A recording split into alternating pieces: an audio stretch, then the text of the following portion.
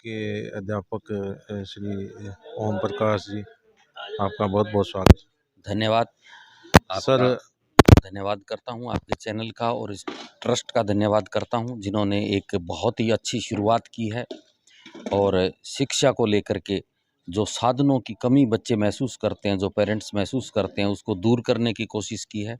ये बहुत अच्छा कदम है।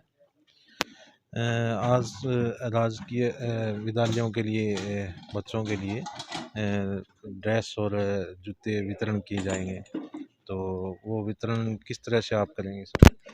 हमने ज़रूरतमंद जो बच्चे हैं जिनके पेरेंट्स उनको अफोर्ड नहीं कर सकते, लेकर के नहीं दे सकते, उनकी सूची तैयार करनी है। पहले उनकी ज़रूरतें देखेंगे, उस हिसाब से उन सभी बच्चों को हम कोशिश हमारी यही रहेगी कि सबसे ज़रूरतमंद बच्चे हैं उन तक ये सामग्री पहुंच पाए।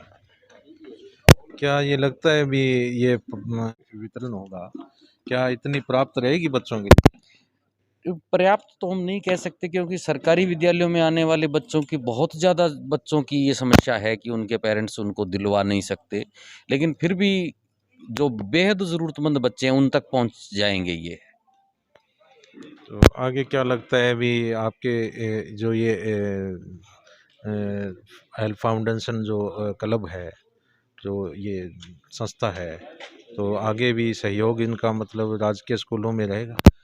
बिल्कुल, मुझे विश्वास है कि ट्रस्ट जो है आगे भी सहयोग देता रहेगा और मैं ये चाहूँगा कि ट्रस्ट जो है बच्चों में और समाज में शिक्षा के प्रति जागरूकता फैलाने की ओर भी और ध्यान दे, क्योंकि अभी लोग जागरूक नहीं है, शिक्षा को उतना महत्व नहीं दे रहे हैं। बच्चों की आवश्यकताएं क्या है, उन आवश्यकताओं को टाला जाता है। हालांकि उनकी मजबूरियां हैं टालने के पीछे, लेकिन फिर भी उनको देखना चाहिए कि बच्चे देश का भविष्य है, बच्चे उनकी सबसे बड़ी पूंजी है, तो उन्हें इसके ऊपर ज़्यादा से ज़्यादा जो है ध्यान देना चाहिए। समाज का भी ये दायित्व बनता है कि जो कुरीतियाँ हैं जिन पे वो खर्च कर रहे हैं, शो गेम पे खर्च कर रहे हैं, उस खर्च को रोक करके, उस खर्च को कम करके उन ज़रूरतमंद बच्चों की जो शिक्षा के रास्ते में उनकी बाधाएं आ रही हैं, उन बाधाओं को दूर करने में उस पैसे को लगाएं तो ज़्यादा बेहतर होगा। और क्लब इस और प्रयास, ये ट्रस्ट इस और प्रयास कर रहा है और आगे और ज़्यादा करेगा, ऐसा मुझे विश्वास है।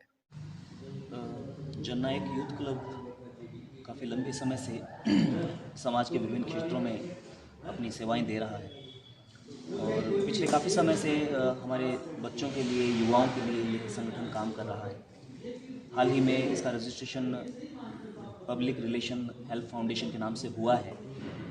तो अभी शुरुआत है, हालांकि एक संगठन के रूप में काम करते हुए काफ़ी समय हो गया है, लेकिन एक ट्रस्ट के रूप में, एक एनजीओ के रूप में शुरुआत है और शुरुआत ही एक ऐसे क्षेत्र से की है जो हमारे समाज की नींव है।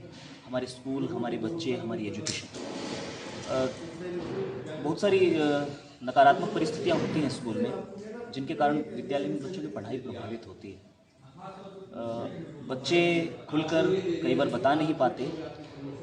एनजीओ ने अभी सबसे महत्वपूर्ण जो पहल ये की है कि एक तो सर्दियों में जिन विद्यार्थियों के पास गर्म कपड़े नहीं हैं, जूते नहीं हैं, उनको कपड़े जूते तो उपलब्ध करवाएंगे, लेकिन इससे भी बड़ी बात है कि बिना उनको यह एहसास करवाए कि हम आपके लिए कुछ कर रहे हैं, बिना किसी तरह का विज्ञापन किए, बिना किसी का फ़ोटो प्रकाशित किए, बिना किसी से किसी का इंटरव्यू लिए, बिल्कुल गुपचुप तरीके से जो ये सारा आयोजन किया है, यह बहुत ही सराहनीय है। बच्चे को यह महसूस न हो कि उसे छोटा महसूस करवाया जा रहा है। बच्चे को यह लगे कि एक परिवार की तरह, हमारा समाज एक परिवार की तरह, एक परिवार में जैसे बड़े अपने छोटों का ध्यान रखते हैं, बिल्कुल हमारा समाज उन बच्चों का ध्यान रख रहा है और बच्चों को उसमें किसी तरह की कमी, छोटापन महसूस ना हो, कि एक तरह का निर्मल आनंद महसूस हो, एक स्नेह महसूस हो कि हमारे बड़े हमारे लिए इतना कुछ कर रहे हैं। तो ये बहुत ही सुंदर प्रयास है संगठन का, इस ट्रस्ट का। आप राजकीय स्कूल के अध्यापक पद से हैं, तो आपको क्या लगता है कि कितने बच्चे ड्रेस से वंचित रहते हैं?